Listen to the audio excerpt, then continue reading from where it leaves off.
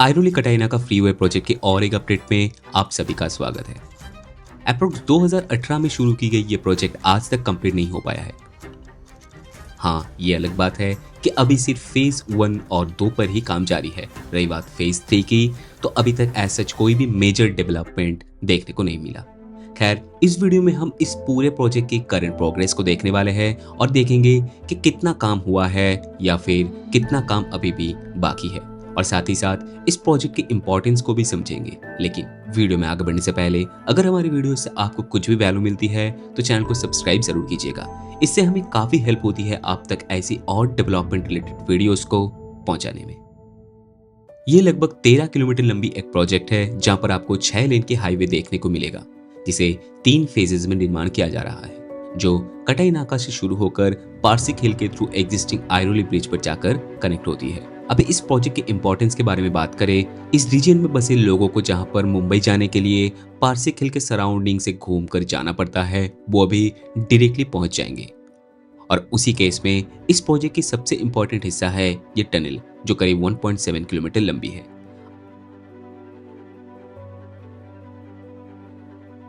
अभी सच बोले तो काफी समय पहले ये टनल थ्रू हो चुका था, लेकिन आज भी इसे ओपन नहीं करा गया है। तो आखिर प्रॉब्लम क्या था, या फिर यूं बोले तो प्रॉब्लम क्या है?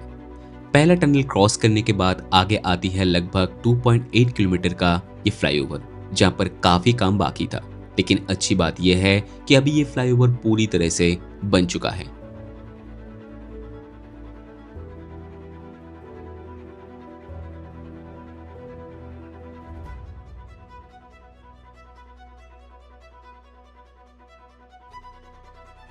और सबसे ज्यादा काम बचा हुआ था इस आरओबी सेक्शन में, जो कि अभी कंप्लीटेड है। हाँ, ये अलग बात है कि फिनिशिंग का काम अभी तक बाकी है। अभी टनल के अंदर क्या चल रहा है, टू बी ऑनेस्ट कोई भी आइडिया नहीं है, क्योंकि बीच में इस हिस्से पर अभी भी काम चलते हुए दिख रहा है। लेकिन दूसरी मेजर प्रॉब्लम था टनल की दूसरी एंड यानी ईस्टर्न साइड पे। टनल के इस अप्रोच पर आपको अभी भी काम चलते हुए दिखेगा। दिक्कत है इस पॉइंट पर। मेन टनल पे जाने से पहले आपको एक और छोटा स्लीप टनल देखने को मिलेगा, लेकिन टनल के सामने इस जगह पर बार बार कोलैप्स के चलते डिले हुआ, और अभी इस डेवलपमेंट से कोलैप्स के चलते फ्यूचर में कोई भी दिक्कत नहीं आएगी। लेकिन इस स्लोप पर अभी भी प्रोटेक्शन का काम बाकी है।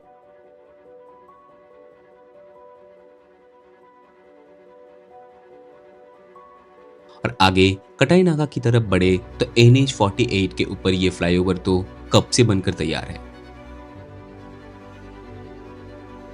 रही बात फेज 3 की, तो थोड़ी बहुत डेवलपमेंट का काम शुरू होते हुए दिख रहा है इस जगह पर, जहां पर कुछ कुछ फाउंडेशंस और पियर्स का काम अभी शुरू हुआ है।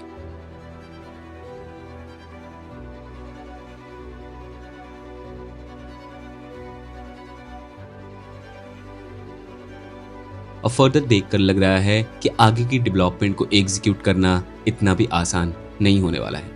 तो ओवरऑल प्रोग्रेस की बात करें, लगभग 8 साल बीतने के बावजूद ये प्रोजेक्ट अभी तक कंप्लीट नहीं हो पाया। और अभी तो फेज 3 का पूरा डेवलपमेंट बाकी है, जिसे बनने में कम से कम 2 से 3 साल लग सकता है। बाकी आपकी क्या राय है, कमेंट करके जरूर बताएं। वीडियो इन्फॉर्मेटिव लगे तो एक लाइक करें, और चैनल पर नए हैं तो ऐसे डेवलपमेंट रिलेटेड वीडियोस देखने के लिए चैनल को सब्सक्राइब जरूर करें। हम मिलेंगे अपने अगले वीडियो में। देखने के लिए धन्यवाद।